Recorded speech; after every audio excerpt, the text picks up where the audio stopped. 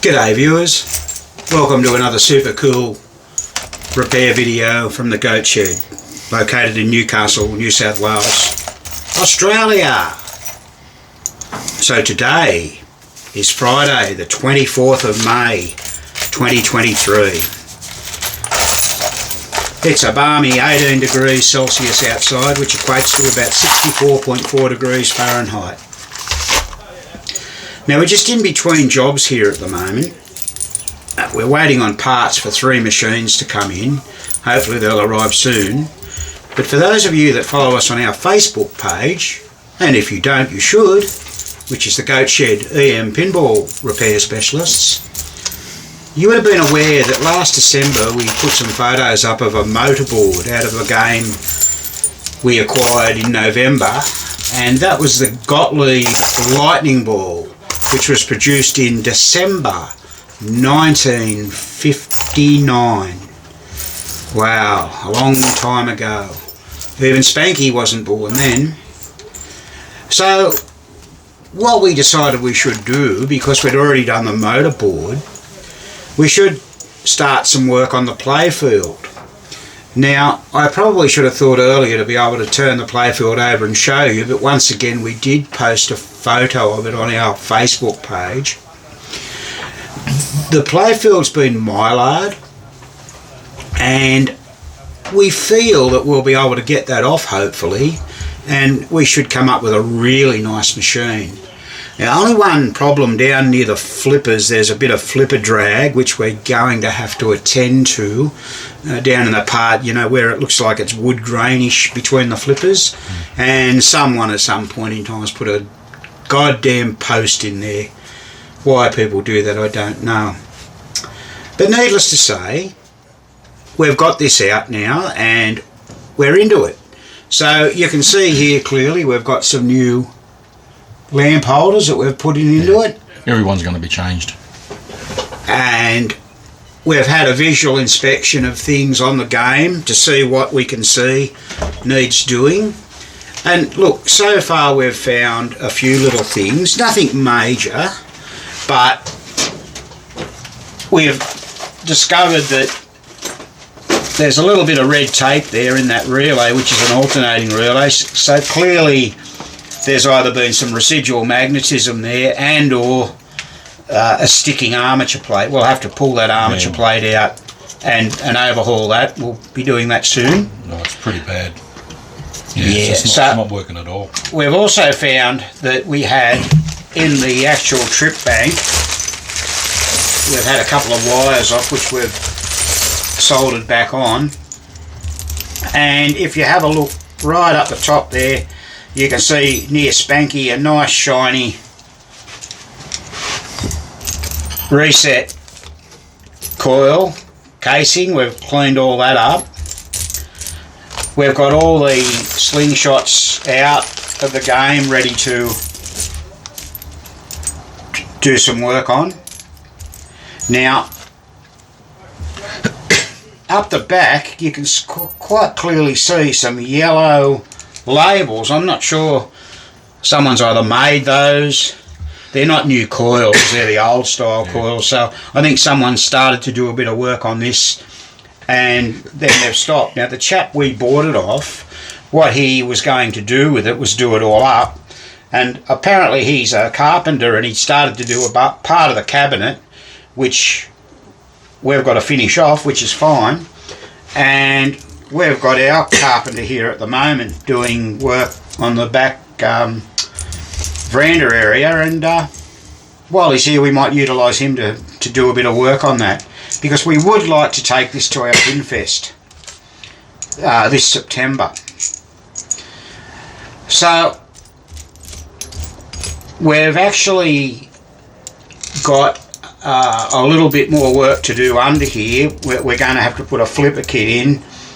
We've removed those flippers yesterday, and we're going to have to put pop bumper kits in, so we're just in the middle of doing that now. And if you look really closely you can see how filthy this pop bumper spoon is here. So we've got these two to do, and earlier on I've just done these two. So they're nice and shiny now. Can you?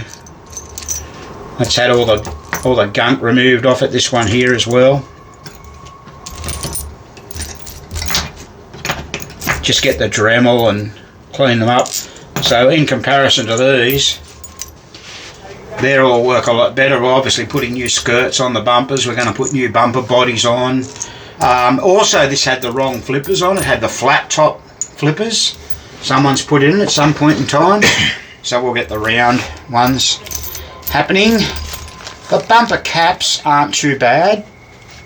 And have a look at this. This is the lightning bar. There's the green one here, and I think the other one's a blue one. Blue. Yeah, it is. They're in pretty good condition. There is just a slight bit of... I'm just worried when we buff it up, we might lose damage there. Yeah, we might just polish that without buffing. I'm not sure what we'll do there. I might have to hand buff that one. Now the other thing we'll have to do is put new flipper switches on. Both of them are in a bad way. But that's okay, we have some of those in stock most fortunately. We'll take the trough out and do a bit of work on that. Now the other thing we found was that the wire forms that poke through the trough were on the wrong side of the switches. So if you have a close look at those switches, they've been dremeled up. Now another thing that I didn't mention, that while we were doing, I cleaned the spoon switches. I'm in the middle of cleaning the spoon switches, but one of the spoon switches we found a spinning contact pad on it. That one? It's just that one there. Yeah, that one there. So we've repaired that. We might even put another switch on if we can find one. There's a better view of that that relay there that's got the tape in it. Like I said, we've got to pull that out. Someone's done a quick fix there. So this is just the other end of the Playfield, looking back. You've got to unsolder on these old games. The ground was always on here, which is a bit of a nuisance, but anyway, so be it. That's the way they used to do it. Every screw on the trip bank was loose. We tightened all those. And we've got all the rollover wire forms out to polish on the buff. I mentioned the one in the tray down there was on the wrong side. That's out as well. That's the other thing we did. We adjusted the switches on the trough. They were all bent and some weren't touching right. So they're all good. And we've also fixed up the switch stack on the actual trough itself. You can just see it there in the top right corner of the picture. Cleaned all those switches. Every switch will get cleaned in this game. These relays here, they're the latching type relays, the ones with the yellow stickers on. They all look like they're working all right, but I like to take the plate off here. Just take the spring off and take the plate off and Dremel it. That sort of makes them work a lot smoother. You can adjust them to a degree. The other thing that happens, particularly in these later baseball games, this particular plate here gets a lot of residual magnetism purely by the size of it. And what they do, they take that plate out and grind it down a bit. I think I mentioned whenever we've got to do that, we'll illustrate that in a little video. That was a tip given to me by, who was that? Tim Meehan. Yeah, he lives in Seattle. He's worked on EM games a long time. He's one of the coaches with Mark Gibson on the Fun with Pinball site, along with Dave Volansky. We do that roughly once a month. There'll probably be one of those coming up soon. So anyone over in, anywhere in the world really can get onto that. Just go and have a look at Mark's site, Fun with Pinball, and register for it. And you'll get emails when it's going to happen. So Graham's still changing some lamp sockets. Yeah, got about another 20 to go yet. We've got quite a few to go. But it's going to make the game a lot more reliable. Oh yeah, you want the lights working, but particularly the feature lights, general illumination. Yeah, we'll probably change them all. Yep. Definitely.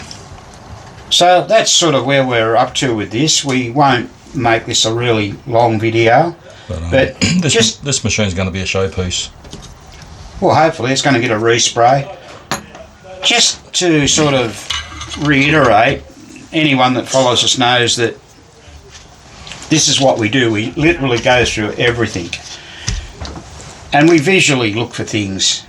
Now, being from 1959 too, I might add, this is where a lot of the wires came off, and when we did the motorboard, it was back in December, it was just before Christmas, because we took everything off the motorboard and we varnished it.